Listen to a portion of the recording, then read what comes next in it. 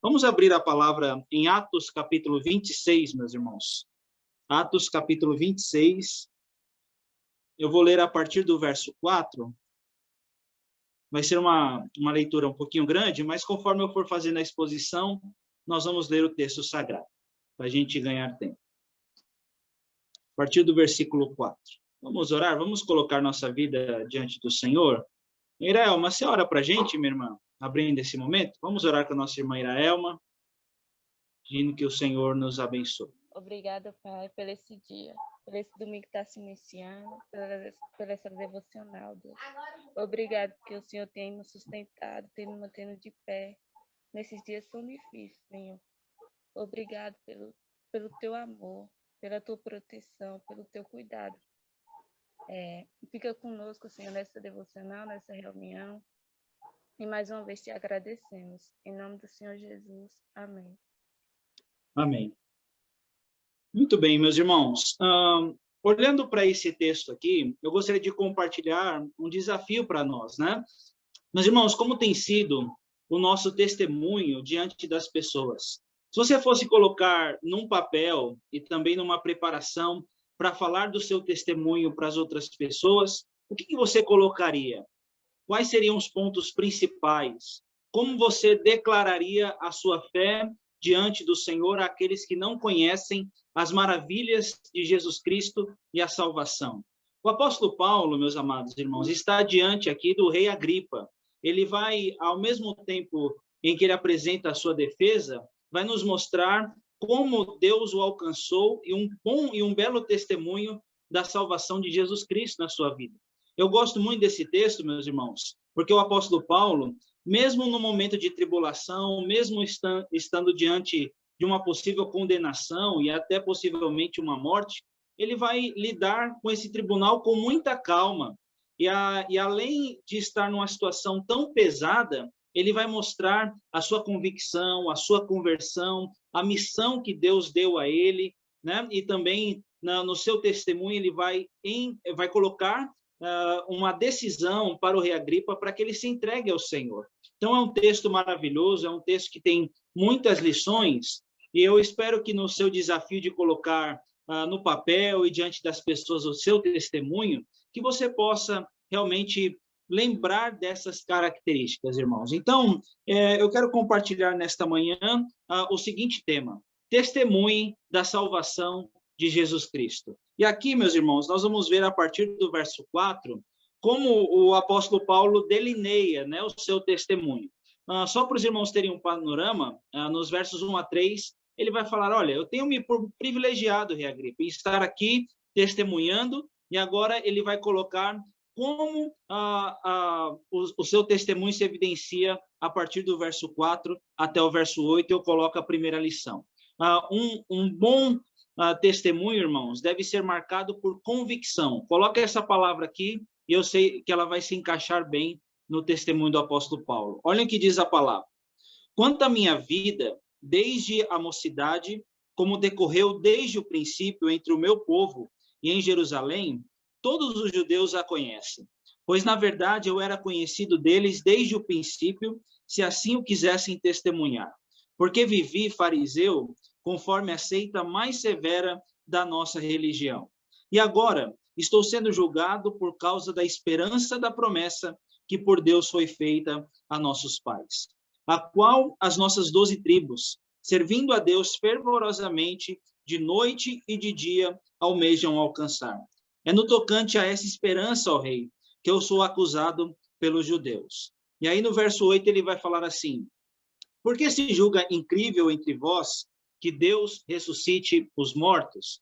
É interessante, meus irmãos, o apóstolo Paulo mostrar como foi a sua vida pregressa. Antes de conhecer a Jesus Cristo, ele vai falar assim: olha, quanto à minha vida, desde a mocidade, muitas pessoas a conhecem, muitos podem dar um testemunho a respeito de mim, de como eu vivi na seita mais severa da religião farisaica. E aí, meus irmãos, é interessante que o verso 6, ele vai colocar uma inversão de convicções, né? Uma inversão do que Deus fez na sua mente e no seu coração. Antes eu era conhecido assim. Muitos sabiam sobre o meu testemunho dessa forma, mas agora eu estou sendo julgado por outro tipo de convicção. Eu estou sendo julgado por uma promessa que foi feita aos nossos pais. E aí o verso 7 até o verso 8 vai falar, olha, teve uma promessa que foi feita lá no Antigo Testamento aos nossos pais. E agora eu entendo que em Cristo Deus é capaz de ressuscitar os mortos. Ele termina com essa interrogação, porque vocês se julgam incrível que Deus ressuscite os mortos. Meus irmãos, é muito bom quando Deus na nossa vida, na nossa caminhada, ele transforma as nossas convicções. Eu não conheço o testemunho de vida de todos os irmãos, mas eu sei que alguns de nós viveu muito tempo em alguns segmentos, em algumas, possivelmente, seitas, outros caminhos que não estavam condizentes de acordo com a palavra de Deus. Mas como é bom ver que eu e você hoje somos homens e mulheres com uma convicção, não nossa, não baseada em teorias humanas, como diz Pedro, não em lucubrações humanas, mas numa convicção que vem da palavra de Deus. Deus trabalhou no nosso coração. Ele colocou esta palavra na nossa vida e nós estamos aí em breve, na semana que vem, né, para celebrar mais uma vez a ressurreição de Cristo. Nós cremos nesta bênção, nós cremos nesta esperança e não fomos nós que nascemos com ela, irmãos, mas foi Deus quem colocou na nossa vida. Então, que nós possamos ter, ao longo dessa caminhada, convicção, né? Você sabe no que você crê? Você sabe no que deve crer em torno da palavra, né? Às vezes nós podemos estar há muito tempo, irmãos, mas nós temos que formular de uma forma bem clara essas convicções na nossa vida e no nosso coração. Mas uma outra lição que a gente vê presente no testemunho do apóstolo Paulo, irmãos, é a sua conversão. Então, ele não só fala do que está na sua mente, mas como Deus mudou a sua trajetória de vida. Olhem a partir dos versos 9 até o verso 14. Na verdade, a mim me parecia que muitas coisas devia eu praticar contra o nome de Jesus o Nazareno. E assim procedi em Jerusalém, havendo eu recebido autorização dos principais sacerdotes, encerrei muitos dos santos nas prisões, e contra estes dava o meu voto quando os matavam. Muitas vezes os castiguei por todas as sinagogas, obrigando-os até a blasfemar, e demasiadamente enfurecido contra eles, mesmo por cidades estranhas, os perseguia. Com esses intuitos, parti para Damasco, levando autorização dos principais sacerdotes e por eles comissionado. Ao meio-dia, ó rei, indo eu caminho fora, vi uma luz no céu, mais resplandecente que o sol, que brilhou ao redor de mim e dos que iam comigo. E caindo todos nós por terra, ouvi uma voz que me falava em língua hebraica. Saulo, Saulo, por que me persegues? Dura coisa é recalcitrares contra os aguilhões. Então eu perguntei, verso 15 também, irmãos, quem és tu, Senhor? Ao que respondeu, eu sou Jesus, a quem tu persegues. Então, meus irmãos, um outro ponto interessante presente no texto é o apóstolo Paulo contando um pouco da sua vida antes e após a conversão. Ele vai falar, olha, eu dava a sentença de morte, na minha cabeça, no meu coração, parecia-me bem fazer muitas coisas contra o nome de Jesus. E aí o verso 12 vai falar, eu fui com essa intenção, ó rei Agripa, eu fui com esse intento na minha vida, né? Na minha caminhada. Ele estava indo para Damasco, ele estava indo para perseguir os cristãos, mas é interessante, irmãos, como Deus muda a sua trajetória, como Deus muda a sua vida. E aí, irmãos, a gente olha o seguinte, com essa transformação, Deus vai ao encontro, né? Aí o verso 13 vai falar assim, ao meio-dia, ó rei, indo eu caminho fora, vi uma luz no céu, mais resplandecente que o sol, que brilhou ao redor de mim e dos que iam comigo. Então, irmãos, é interessante também essa outra mudança. Eu tinha um intento, eu tinha um intuito, mas numa hora, num instante, Deus quebra as intenções do meu coração para transformar a minha vida. E ele viu a luz mais resplandecente que o sol, que é a luz do Senhor. Ele teve um encontro com Jesus, ele entendeu que estava como um homem duro, recalcitrante, né? Jesus Cristo o confronta dessa forma, mas é algo que Deus faz na nossa vida, meus irmãos. É algo que Deus faz na nossa história e no nosso coração. Eu não sei por quanto tempo nós também vivemos longe do Senhor, mas o nosso Deus é um Deus que quebra intentos. Às vezes nós temos caminhos, temos formas, mas Deus vai convertendo a nossa vida para Ele. Então, muitas vezes o nosso encontro não é como o de Paulo, né? A gente precisa cair do cavalo, né? Não falo o texto aqui, mas é uma situação em que a gente pode ver a ação de Deus na nossa vida, irmãos. Então, às vezes eu estou indo por caminhos, mas como é bom ver Deus quebrando os intentos do nosso coração para falar, não, você está sendo duro, você precisa de mim. E Deus vem e faz uma transformação na nossa história. Meus irmãos, Paulo vai falar, olha, eu era perseguidor, eu era insolente, mas eu era blasfemo, mas eu fiz isso muitas vezes na ignorância. 1 Timóteo vai falar. Mas é muito bom quando Paulo vai falar, olha, eu sou grato a Deus que me fortaleceu, que me designou para o ministério. E aí ele vai falar, transbordou a graça de Deus para comigo. Você consegue enxergar isso na sua conversão, irmãos? Que nós possamos fazer isso, né? Muitas pessoas precisam do nosso testemunho. Eu espero que você possa se lembrar, não sei nem se você se lembra do dia, da hora, né? Aqui está falando do meio-dia, né? Mas não sei se você se lembra daquele momento em que você teve um encontro com Cristo. Às vezes os anos passam e a gente não traz mais à memória esta bênção tão importante na nossa vida. As pessoas precisam conhecer o nosso testemunho, irmãos, e que Deus nos ajude a mostrar tanto a nossa convicção quanto a nossa conversão. E aí, irmãos, uma terceira lição que eu coloco aqui para nós testemunharmos da salvação, é também a missão. Olhem o verso 16, do 16 até o verso 18.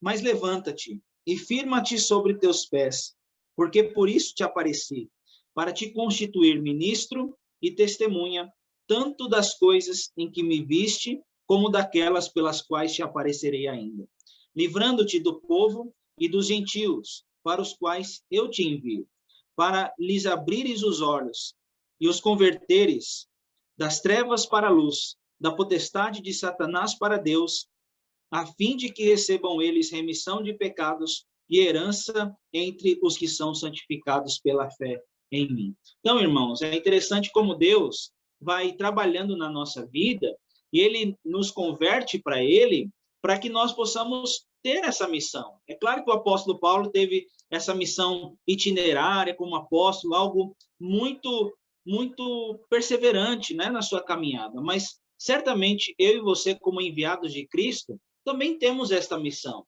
Na nossa limitação, meus irmãos, Deus nos usa como vasos de barro diante desse tesouro precioso que é a palavra de Deus, né? A gente olha para o texto, né? O texto fala, para lhes abrires os olhos e os converteres das trevas para a luz e potestades de Satanás para Deus.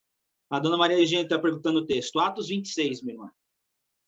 E aí, meus amados, a gente olha para essa passagem, com certeza um dia nós ouvimos a palavra do Senhor. Um dia a palavra de Cristo chegou ao nosso encontro e a gente tem que disseminar essa palavra, né? Tem um hino que fala assim, direi ao mundo que sou crente e não me envergonho de o dizer. E é nessa missão, nesse intento que Deus quebranta as nossas vidas, meus irmãos, para que nós possamos cumprir o ID, falar do amor de Deus, né, àqueles que não conhecem ao Senhor Jesus, né? Muitas vezes, meus irmãos, no nosso vocabulário temos muitas coisas, né? Falamos dos assuntos do dia a dia, talvez de um assunto pessoal, mas vamos tratar sempre também com aquelas pessoas de assuntos espirituais, para que elas possam conhecer a salvação que nós temos, meus irmãos. É um privilégio, né? E nesse tempo de pandemia, nós temos que pedir para que o Senhor abra oportunidades para que nós possamos falar de Cristo para a nossa vida. E por fim, meus irmãos, grave aí as palavrinhas, né? Convicção, conversão, missão. E agora, anunciação. Né? Só para encaixar o são aí, né? Para ficar claro. Olhem aí a partir do verso 19, irmãos. Pelo que, ó rei Agripa, não fui desobediente à visão celestial, mas anunciei primeiramente aos de Damasco e em Jerusalém, por toda a região da Judéia e aos gentios, que se arrependessem e se convertessem a Deus, praticando obras dignas de arrependimento. Por causa disso, alguns judeus me prenderam, estando eu no templo, e tentaram matar-me.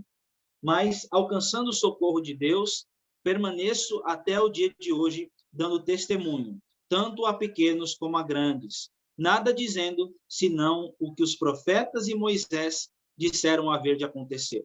Isto é, que o Cristo devia padecer e sendo o primeiro da ressurreição dos mortos, anunciaria a luz ao povo e aos gentios. Então, irmãos, ao mesmo tempo em que o apóstolo Paulo recebeu essa missão, né, o de ir e pregar, a gente olha também a sua obediência. Pelo que, ó rei Agripa, diante desse chamado, eu estou aqui preso, estou aqui testemunhando na prisão. Eu não fui desobediente a esta visão, a este encontro, a essa visão celestial que eu tive do meu Senhor. E aí ele vai falar, mas anunciei. Então, irmãos, olha que interessante, né? Ele vai para Damasco para perseguir os cristãos e ali mesmo já começa anunciando o evangelho.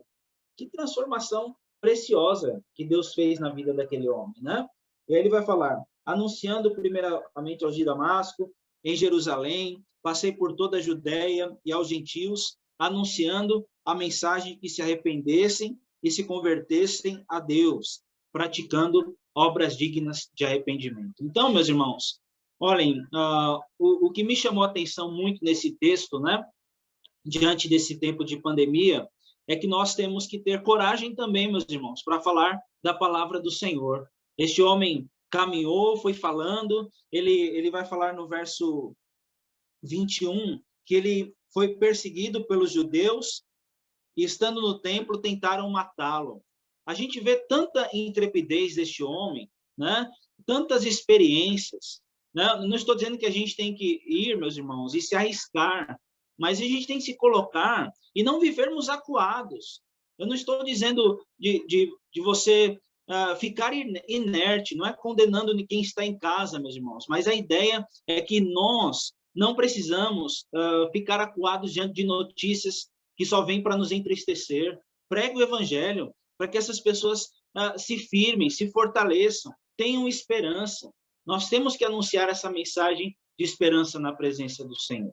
Então, irmãos, eu tenho saído para fazer as coisas aqui em casa, né? Eu sou um dos poucos que saem, né? A Thaís não tem feito isso, mas a gente nessa situação, eu entendo que eu estou indo para pregar a palavra de Deus, mas eu também faço por outros meios de comunicação.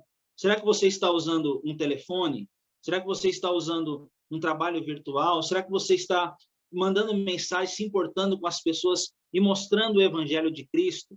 Use todos os meios. E talvez, se um dia Deus permitir que você saia nesse tempo tão difícil e arriscado, frisando esse ponto também, irmãos, Paulo vai falar, olha, eu fiz isso e alcancei o socorro de Deus.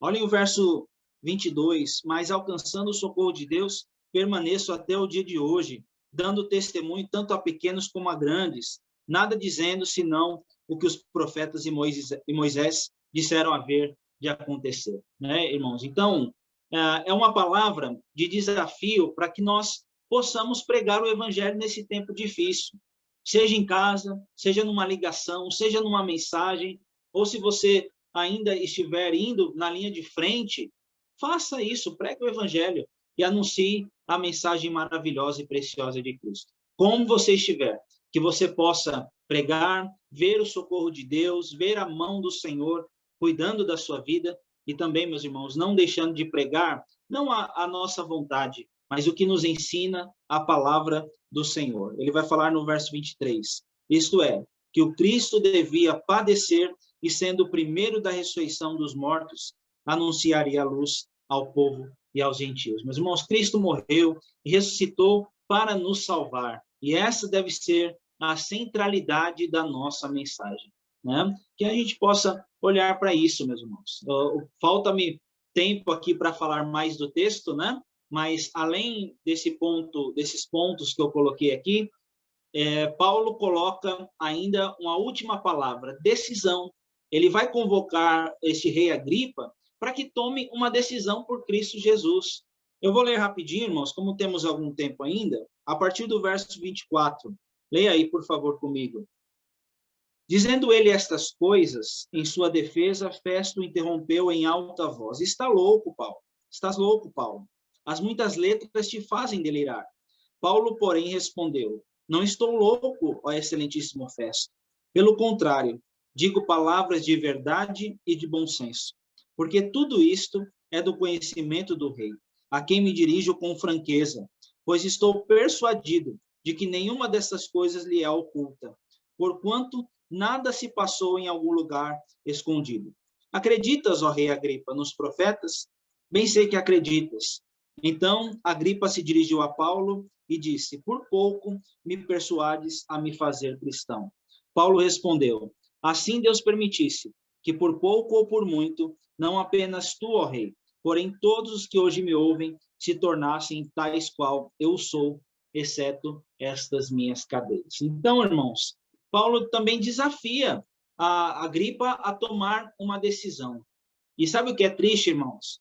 A gente olha para a família, para o histórico do rei Agripa, dos Agripas, né? Nenhum tomou uma decisão por Jesus Cristo. Nenhum. Então você vai ver a Agripa no tempo de Jesus quis matar Jesus.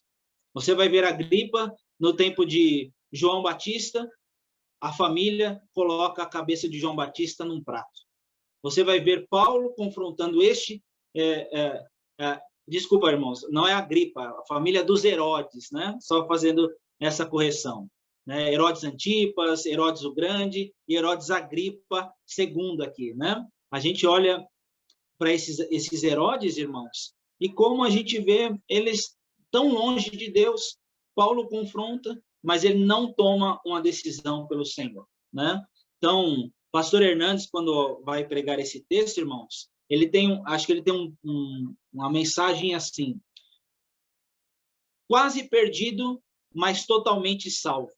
É a vida de Paulo. Este homem estava quase perdido, mas hoje foi totalmente salvo pregando o evangelho. Que Deus nos transforme assim, irmãos. A gente estava longe, mas hoje nós estamos no Senhor. E aqui a inversão também acontece. Quase salvo, porém fatalmente perdido. Irmãos, que a gente possa convocar as pessoas a se voltarem para Deus, né? O tema anual do biênio é evangelização. Estamos em casa, mas não precisamos enclausurar a palavra de Deus, né? A gente quer respeitar os limites de cada um, mas dentro da nossa capacidade que nós possamos levar a mensagem do Senhor. Pense no seu testemunho. Fortaleça isso, principalmente neste tempo de aniversário da igreja, que você possa, meus irmãos, rechear, né, o seu testemunho com essa convicção. Eu sei em quem eu tenho crido. Eu vou dar razão da esperança que está em mim. É o que eu possa falar da minha conversão. Eu sei o que eu era.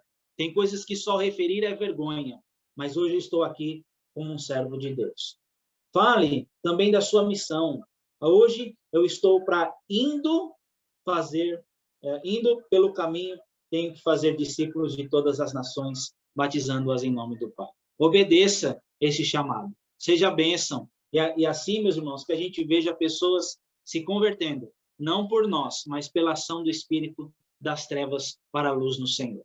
E por fim, irmãos, decisão, né? Tem quantas pessoas hoje estão abatidas e ainda estão no quase. Vamos falar do amor de Deus. Quem sabe elas se voltem aos pés do Senhor.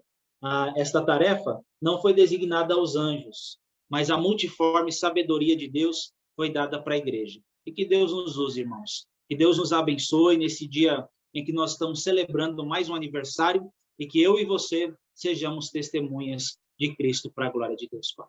Vamos orar? Vamos colocar a nossa vida diante do Senhor mais uma vez.